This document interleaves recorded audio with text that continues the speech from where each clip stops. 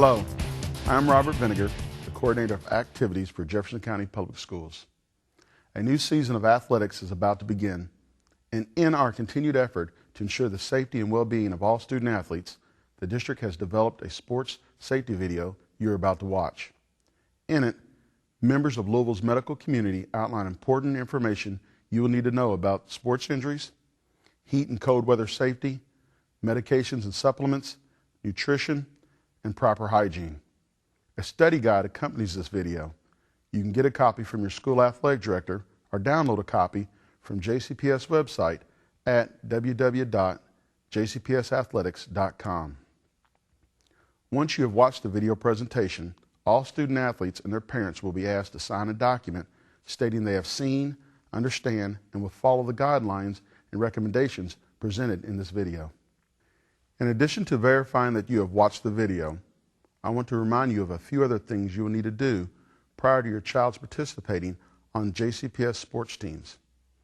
Be sure to complete all parts of the Kentucky High School Athletic Association physical form prior to your sons or daughters receiving their physicals. Make sure your doctor knows about all medications and supplements that your child is currently taking and about any past injuries or other concerns that you may have. The more your doctor knows about your son or daughter's medical history, the better the decisions the doctor can make about any restrictions on your child's participation. The KHSAA also requires proof of medical insurance prior to participating in district sports. At JCPS, all student athletes are required to purchase the district student accident policy. This policy is a secondary policy if a student has insurance through his or her parent or guardian. It becomes a primary policy for other students who do not. Information about what the district policy covers, its limitations, and how to file paperwork in the event of an accident is available from your school athletic director. You also need to know that JCPS has high expectations for its coaches.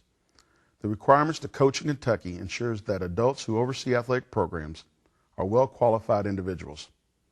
Your child's coach will have completed the KHSAA Sports Safety course. This online course covers some of the same topics you will see in a few minutes, but in much more depth when it comes to dealing with student injuries. In addition, all of our coaches must be certified in CPR and have basic training on how to use an automatic external defibrillator. Plus, all head coaches must have attended an additional medical symposium and rules clinic.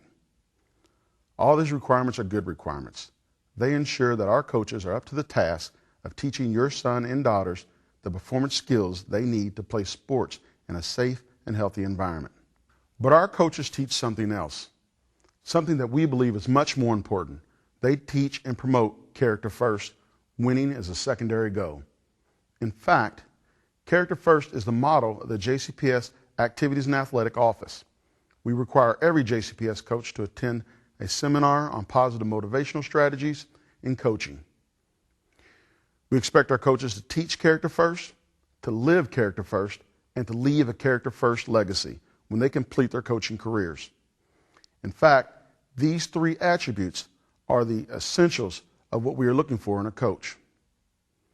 Jerry Wyman, the director of JCPS Athletics and Activities, Joe Burks, the assistant superintendent for high school, and myself met with most of our coaches and instilled in them the need to follow these three practices. We also need your help. Students, character first doesn't happen by accident. As players, each of you represent Jefferson County Public Schools. When you put on those jerseys and your school name is emblazoned across your chest, it is important to remember that your actions on and off the athletic fields and courts represent your school and your school district. Parents, you also represent character first by making sure your child knows that while winning is important, it is more important for them to do their best, learn from their mistakes, and always strive to get better. Tell them that sports teaches us many of life's lessons. Sports teaches us to be a gracious winner, a humble loser. Sports teaches us teamwork and sportsmanship. Sports teaches us how to be a part of a community and to represent something bigger than ourselves. As a player, most of you will play your last game when you finish high school. A few fortunate athletes will advance to the college level, and a few of those will get a chance to play professionally. But for most, although you will always cherish your memories of playing high school sports, you will focus your efforts on finding your niche in society as a teacher, a package handler, a doctor, a construction worker, or some other profession. No doubt, sports will prepare you for whatever you choose to do. My final words: wherever the road takes you, be ready. Stay focused and know that you've brought your A game in all that you pursue. Now, as you watch the JCPS sports safety video designed for you, remember, character first.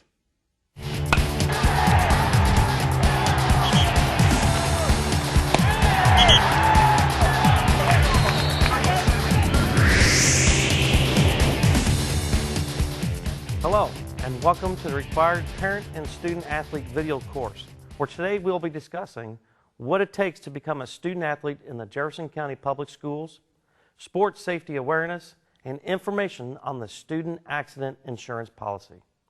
We are glad you are here. Each day, student athletes are entrusted to our coaches within our school district. All participants need to understand risk involved in sport and what the worst case injury or illness can be. So today, we will address several issues that we as community partners think are important for you to know. We will be talking about nutrition and hydration, injury prevention and treatment, heat and cold illnesses, MRSA, the flu and other related infections, and medication, supplement, and performance-enhancing drug use. Understand that before any student may try out or participate in school-sponsored athletic activities, they must meet several criteria. They must be in the proper grade. A student in a 9th grade homeroom who is in his or her second year of high school is not eligible to participate. You cannot turn 19 before August the 1st. You cannot be a transfer student from another school. But if you are, you must be cleared by JCPS and the Kentucky High School Athletic Association before you may practice or participate in any way. And you must meet your school and the KHSAA academic requirements. When in doubt, contact your school athletic director. We want you to learn from this information. Your questions at the end can be taken to your school's athletic administrator or sports medicine advisor. A fact sheet and contact information for local medical professionals will be distributed to you. Being an active student athlete requires your attention year-round. Do not forget our motto, character first. Hi, I'm Tina Murray, Director of Olympic Sports Performance at the University of Louisville. Preparing my athletes and teams to perform at the highest level is my primary responsibility. A big part of performance is nutrition. And so what we're going to do is focus on 3 critical areas of performance nutrition that have a dramatic impact on performance. Nutrient density comes first. What are you putting into your body each day? For athletes like you, who push their physical limits on a daily basis, making good food choices is critical. The quality of food that you choose meal after meal and day after day dictates a lot of things, in particular your energy level and your ability to sustain a high energy level over time, your ability to focus both in the classroom or on the court, your ability to recover between workouts or between training sessions, and your body composition. Unfortunately, there are many nutrient-empty foods to watch out for. Think of soda, for example. It's full of sugar, artificial colors, artificial flavors, and really has no nutritional value. It does nothing good once it's inside your body and actually causes quite a bit of bad, from tooth decay to weight gain. There are many foods like this. Think about potato chips, French fries, and anything fried, really. Even most baked goods, like cookies and crackers, most of them provide almost zero nutrition, but contain empty sugar calories and fat calories and lots of artificial ingredients. Smart eaters and smart athletes know that every food choice is an important choice. Why choose nutrient-empty foods when there are so many nutrient-dense superfoods out there that will actually help you look and feel and perform at the top of your game? Here's a secret. Most superfoods are whole foods that are found in their natural state. Nothing has been added to them and nothing has been taken away. Think of fresh fruits and vegetables, eggs, fish, nuts and seeds, chicken, yogurt, even skim milk. Build your meals and snacks around these nutrient-dense whole foods and you will feel a difference.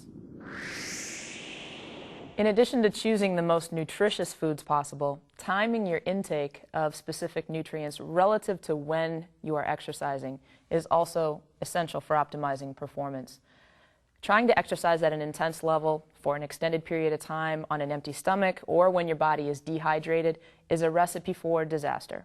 Likewise, eating a high-fat meal of cheeseburgers and fries before going to a practice or a game is a big mistake. Research shows us that targeting your intake of carbohydrate and protein can actually keep you performing at a higher level and can dramatically improve the speed at which you recover from workouts, in addition to helping you build muscle more effectively.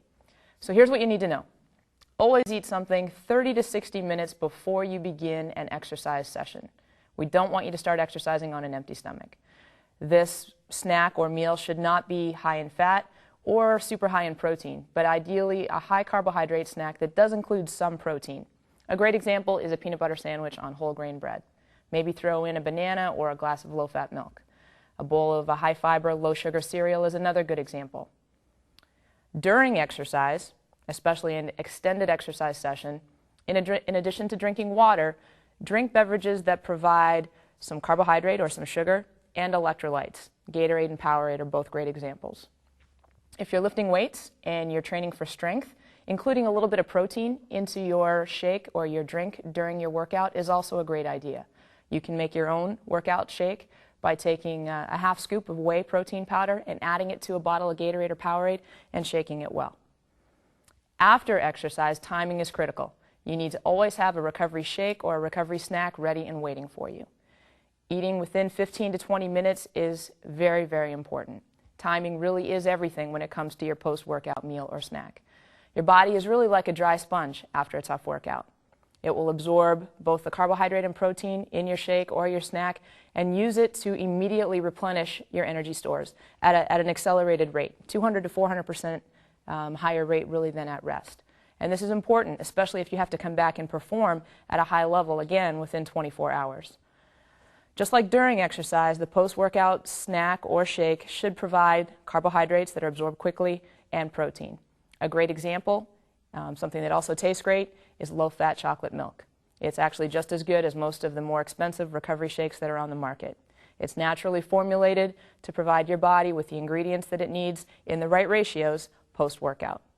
Muscle milk and Mileplex shakes that you can usually find at Target are also good options for you.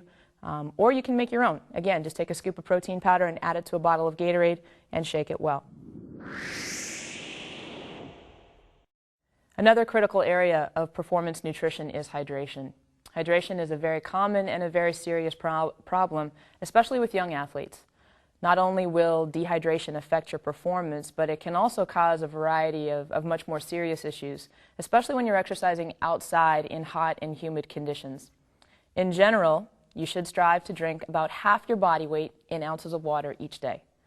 For example, if you weigh 160 pounds, you should drink approximately 80 ounces of water each day. This is a very general guideline, and it does not include your fluid needs during exercise. During exercise, a general rule of thumb is to consume between 4 and 6 ounces of water or sports drink every 15 minutes. This is about half of one of those green Gatorade cups.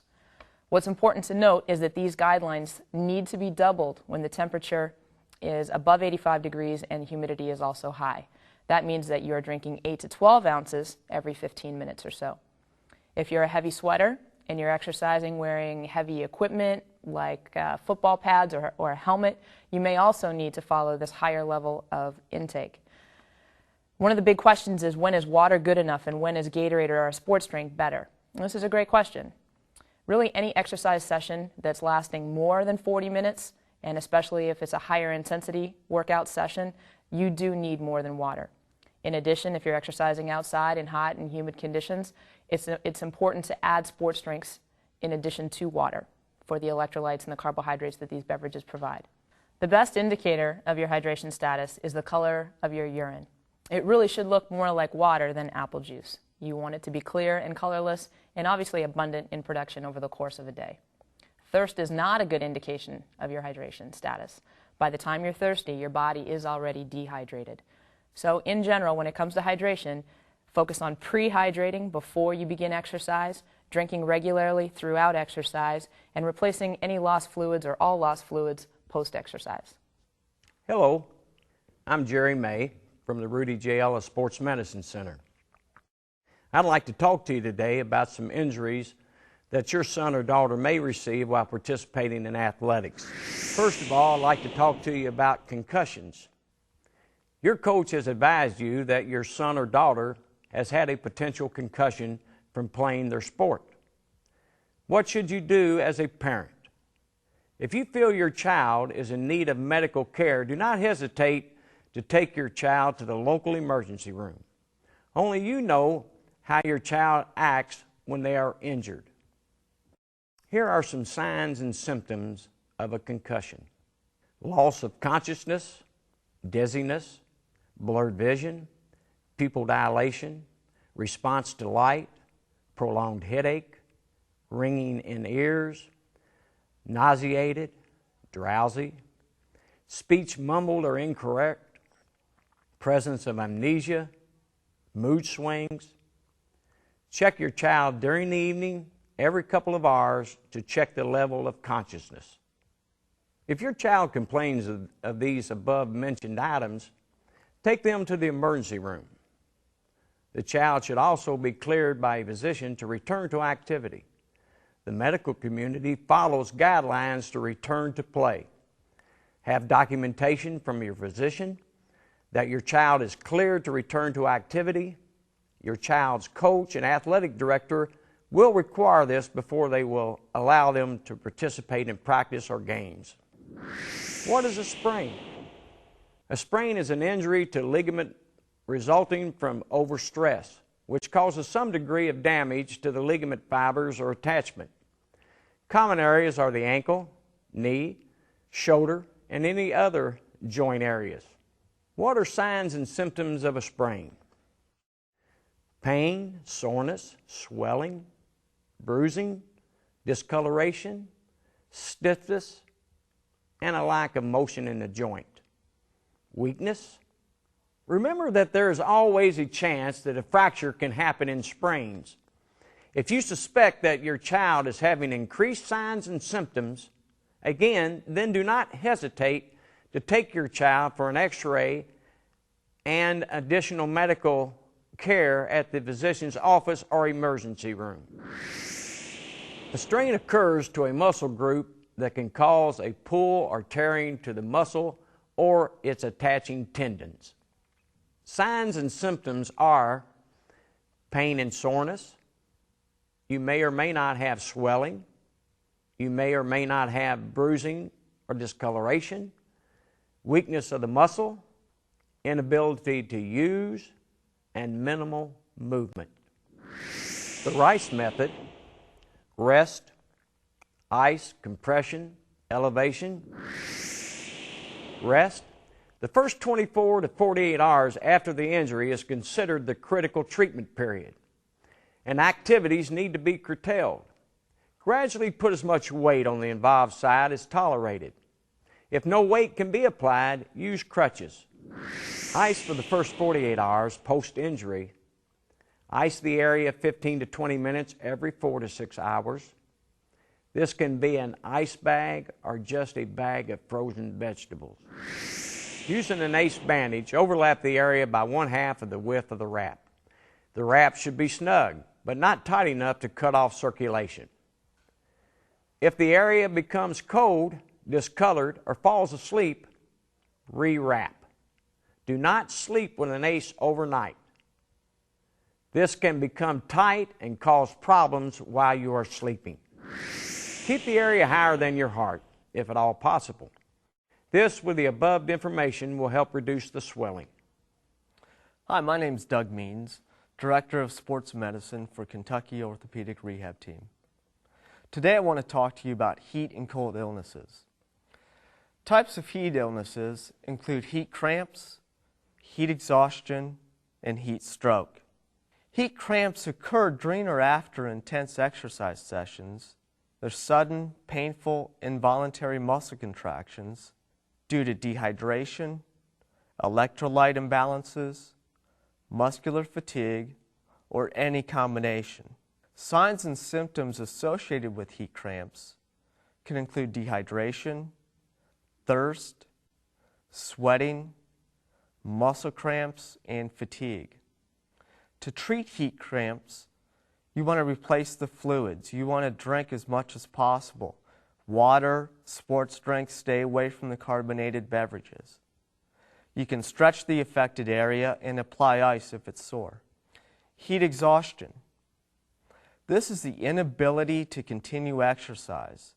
It can be due to heavy sweating, dehydration, sodium loss, and energy depletion. Signs and symptoms of heat exhaustion include pallor or paleness of the skin, weakness, fainting, dizziness, headaches, diarrhea, nausea. Can include also anorexia or loss of appetite. The athlete may be hyperventilating and have a decreased urine output. There's also going to be persistent muscular cramps associated with this. The body core temperature will be between 97 and 104 degrees. Treatment of heat exhaustion can include, again, replacing the fluids. Drink, drink, drink. Get the water and the sports drinks in you. Stay away from the carbonated beverages. Place the athlete in a cool environment. Remove excess padding or clothing. Elevate their legs. Generally, cool the body down with whatever means you have. Cold towels, fans. Heat stroke, the body's core temperature is above 104 degrees. Here you're going to get signs of organ system failure due to hyperthermia. Possible death can occur, and this is a medical emergency where you just call 911. Signs and symptoms associated with heat stroke include rapid heartbeat, vomiting, low blood pressure, diarrhea. The athlete may be hyperventilating, have a seizure. They're also going to seem confused. They're going to have the altered mental state.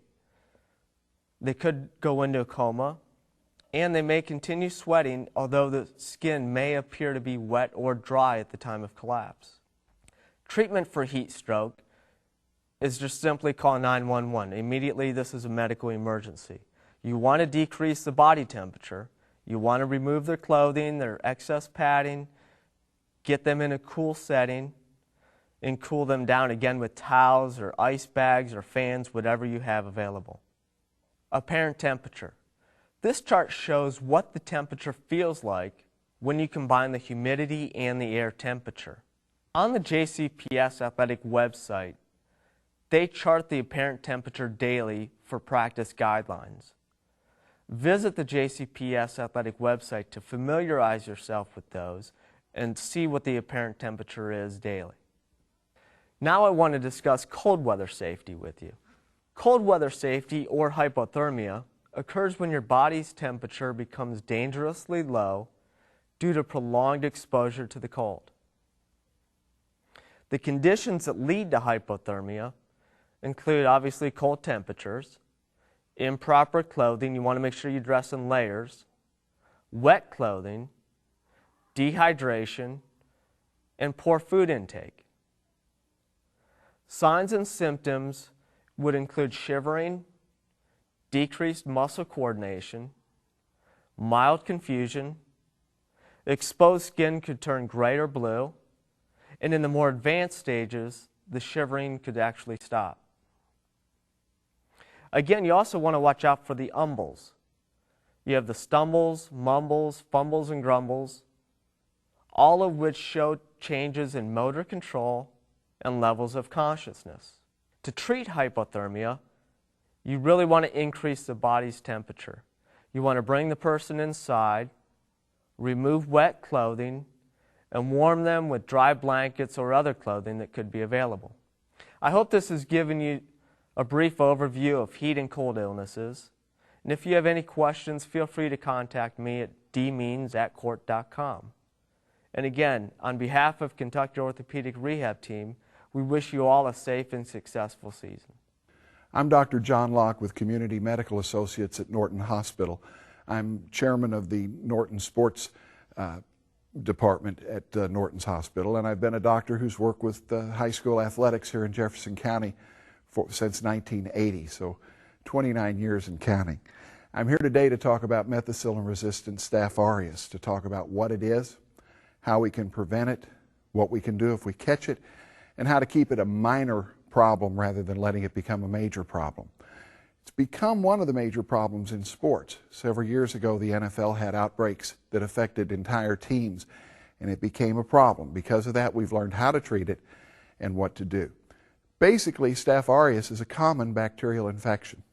It's actually a common bacteria. About 30% of us have Staph aureus in our nasal passages. It began affecting very, very sick people in hospitals. As we used antibiotics to treat the infection, the bacteria gradually became resistant, and the commonly used antibiotics failed to treat the infection.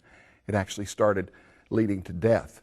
Hospital personnel became colonized with this very serious infection that had trouble affecting healthy people and carried it outside of the hospital setting.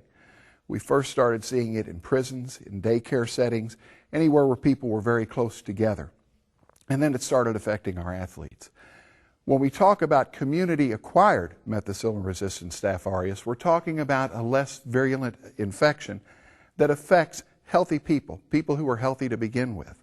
So it should remain a very minor infection. It's basically spread by skin-to-skin contact. It's going to show up as a small pimple, a boil, a pustule, and it's going to affect areas where we have breaks in the skin, abrasions, cuts, and any place that's covered with hair, such as our head, our armpits, or our groin area, our pubic areas.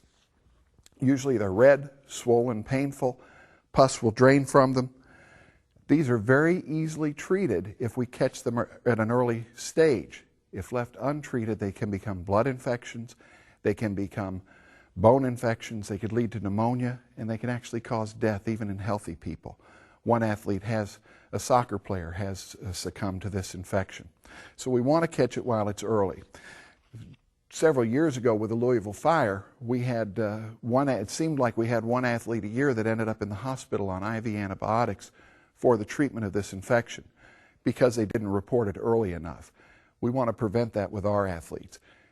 Again, treatment is very, very simple if we catch it early. How is it spread? Basically, it's spread with person-to-person contact. That makes athletes very susceptible to the illness because of physical contact, skin-to-skin contact on the playing field, and because we use shared equipment. We share weight training equipment. We share equipment in the training room. Traditionally, we've used any towel that was laying there. That's got to change, and we'll talk about that as we go on. Again, we have to watch cuts and breaks in the skin and any surface that's abraded or has a problem. We want to keep them covered and take good care of them. MRSA can live on a surface for up to 24 hours. So someone with the infection could have used a weight bench. You come and sit down to do the weight bench, or you take a shirt off to do bench presses and lay back, and if you have an abrasion, you could contact the infection even though no one else is in the locker room. So it's very, very important that anyone participating practice good hygiene. We want to wash our hands often. We want to be aware of the possible infections. We want to do all we can to prevent the spread of MRSA. How do we prevent the spread of MRSA? The best thing is good personal hygiene. We want to wash our hands before and after activity. Before you go in the weight room, after you use the weight equipment, you want to wash your hands. If you're using ropes, jump ropes, anything in the training room, any type of exercise ball, any aerobic equipment, you want to wash your hands before and after. It's important with any shared equipment that we're very, very careful. We recommend using liquid soap. It's the exfoliative property of rubbing the hands together rapidly that gets rid of the MRSA. Liquid soap allows each athlete to get his own dispensation of soap. It allows him to wash and get rid of that. Bar soap can actually carry the bacteria if it's not an antibacterial soap, and even some antibacterial soaps could carry the bacteria. We want to be very careful not to share personal items. Towels, washcloths, razors, combs, uniform, clothing should all be used separately. Heretofore, in athletic training rooms, they had common containers of different sports bombs, gels, things of that nature. We shouldn't use those anymore. If we're going to use those, we should have a dispenser, like a tongue depressor or a wooden spatula, to take what we need to use out and put it on, and then that spatula should be disposed of, so there's no longer a common container that everyone sticks their hand in. If liquid soap or bar soap or water isn't available for cleansing, an alcohol-based soap is very, very appropriate. These have to contain at least 60% alcohol. Most of the ones on the market that I've seen do. I think we'll start seeing these in locker rooms. I think we'll see alcohol soap dispensers. We're certainly going to see them on the sidelines, and trainers are going to be using them. Shower immediately after exercise. This is important. And athletic equipment, athletic uniforms should be washed daily. We recommend machine drying of the equipment to make sure that it's very dry, and it should be done every day after each use. Wear protective clothing. Wear clothing that will cover abrasions, hopefully prevent pad chafing, will cover areas of exposed skin, and again, avoid sharing personal items, as we just mentioned. What do you do if you think you have MRSA? Talk to your coach, talk to your trainer, talk to the school nurse, talk to a teacher, talk to a counselor, talk to your parents. Tell someone. Don't keep this to yourself. It's nothing to be ashamed of. It has nothing to do with a lack of hygiene. You just became contaminated somewhere on the playing field or in the training room. Tell someone, let them know. Again, it's very minor infection that we can treat fairly easily if we catch it early. If you keep it to yourself, you really take a chance of spreading this to the entire team. And suddenly you have 8 or 10 players who have this, who are hampered, who might be kept out of games because you didn't report it. So it's part of good team play and part of being a good team player to report it. If you see a pustule, if it's red, swollen, sore, it has pus, it has some heat, don't poke it, don't pop it, don't pick it, don't let the dog lick it, don't go to your mother, your granny, or your auntie and have them stick a needle in it. Tell your coach and come see your private physician or come see your team physician.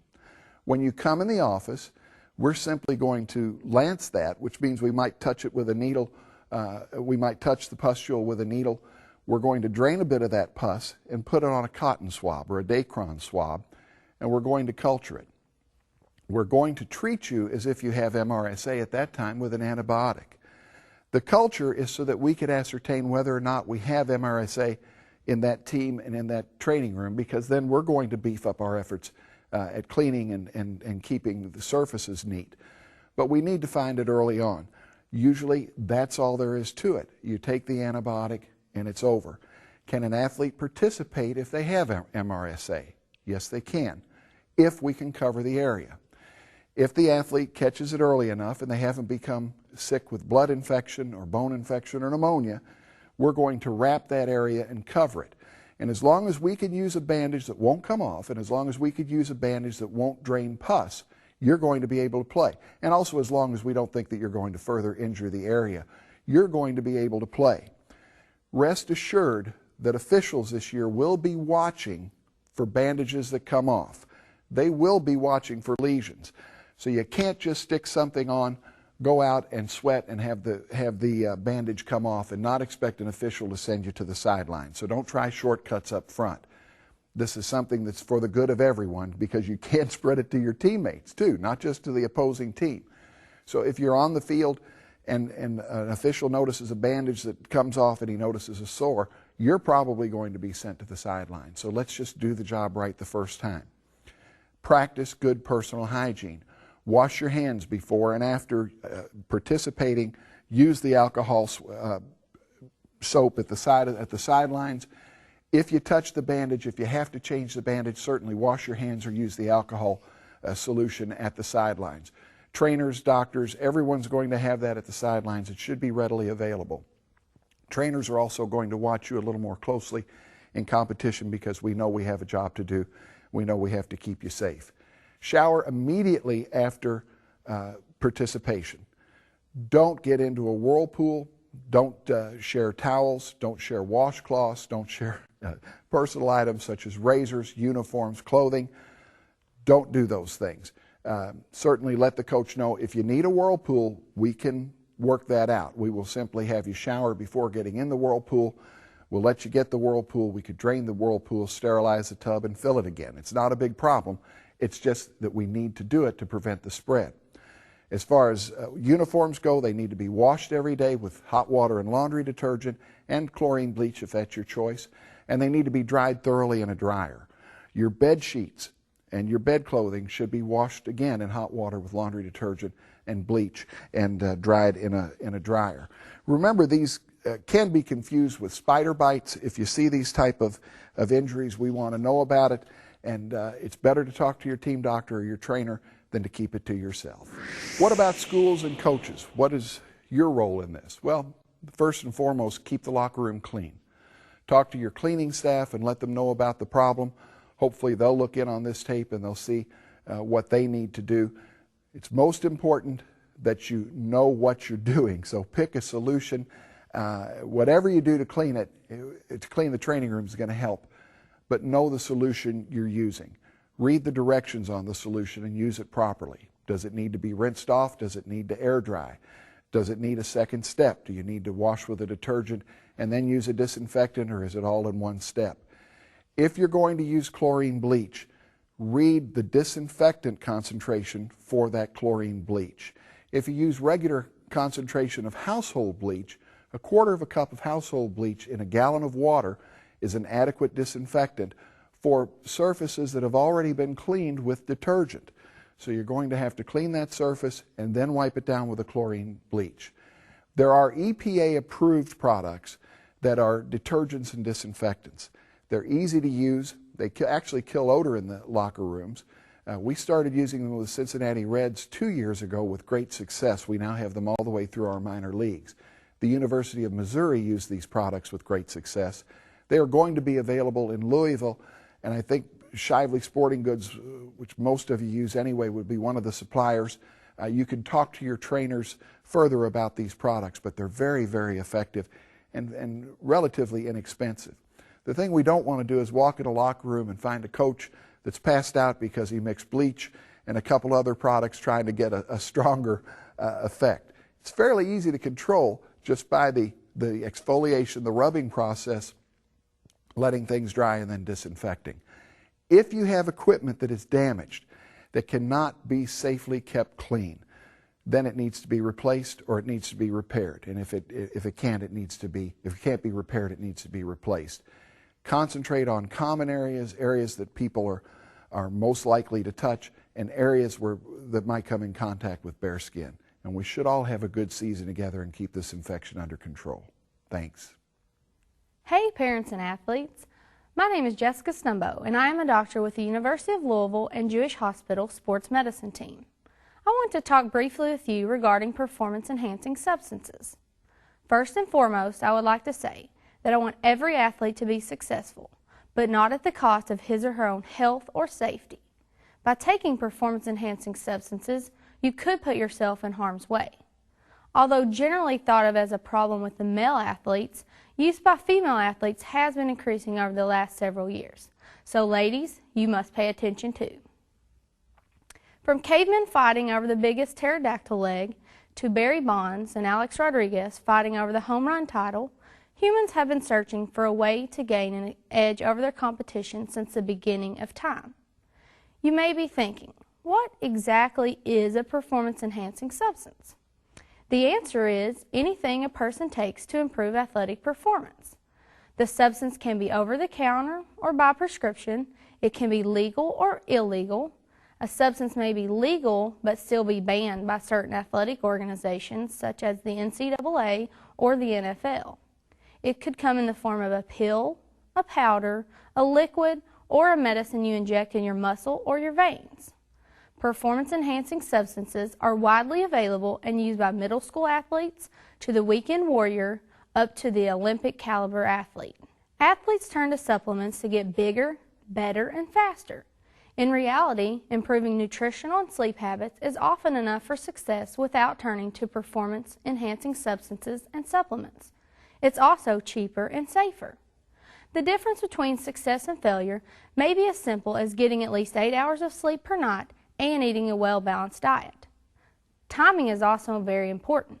For example, eating a combination of carbohydrates and proteins 15 to 20 minutes after you exercise will allow your body to replace the energy stores you just used up and refuel for the next time you work out. A good way to do this is by eating a protein bar and drinking either a bottle of chocolate milk or a sports drink such as Gatorade or Powerade. You may find a sports nutritionist to be a useful resource. Remember, food is fuel, and good quality fuel will make your engine run better. Often people choose supplements because they are advertised as natural. However, this does not mean they are safe.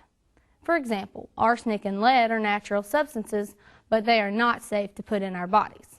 Before a prescription drug is placed on the market, it must undergo extensive testing to make sure it's safe and effective. Supplements are not held to the same standards.